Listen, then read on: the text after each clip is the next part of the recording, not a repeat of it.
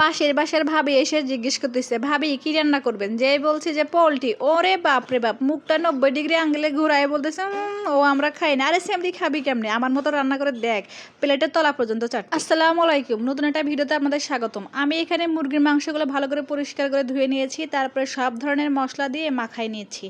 যত ধরনের মশলা আছে সবগুলো মাখাই নেওয়ার পর ভালো করে মাখা নিতে হবে। মাখাই নেওয়ার পর এটা আমি ফ্রিজে রেখে দেবো 1 ঘন্টা। আমি ফ্রিজে নর্মালে রেখে দিব। এরপর চলে আসলাম কড়াইতে, তেল দিলাম, আলু ভেজে নিব। আমি মুরগির মাংসতে আলু দিই, আলু খেতে খুব ভালো লাগে। আলুগুলো লাল লাল করে ভেজে নিব। আলুগুলো ভাজা হয়ে গেলে তারপর আমি এর ভিতরে মাংসগুলো দিয়ে কষাবো। দেখছেন আলুগুলো কত সুন্দর হয়েছে, লাল লাল। আপনারা এইভাবে লাল লাল করে ভেজে নেবেন। এরপর আলুগুলো উঠাই নিলাম। এই তেলের ভিতরে আমি পেঁয়াজ দিয়ে দিব।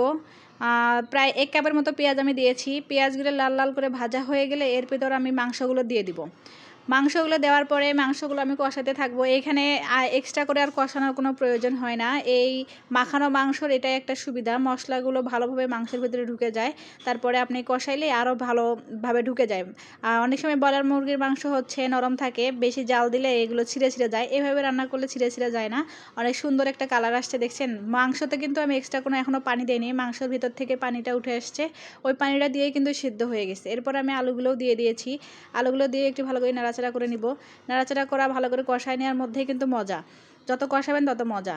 এরপর আমি পানি দিয়ে দিব। পানি দেওয়া হয়ে গেলে প্রায় 10 মিনিটের মতো আমি জাল দেব। জাল দিয়ে তারপরে আমার রেসিপি রেডি হয়ে যাবে। দেখতে পাচ্ছেন আমি চলে আসলাম 10 মিনিটের পর। 10 মিনিটের মধ্যে আমার তরকারিটা কত সুন্দর একটা কালার আসছে, দেখেই খাইতে মন চাচ্ছে। আপনারা চাইলে এভাবে রান্না করে দেখতে পারেন। ধন্যবাদ সবাইকে আমার ভিডিও দেখার জন্য।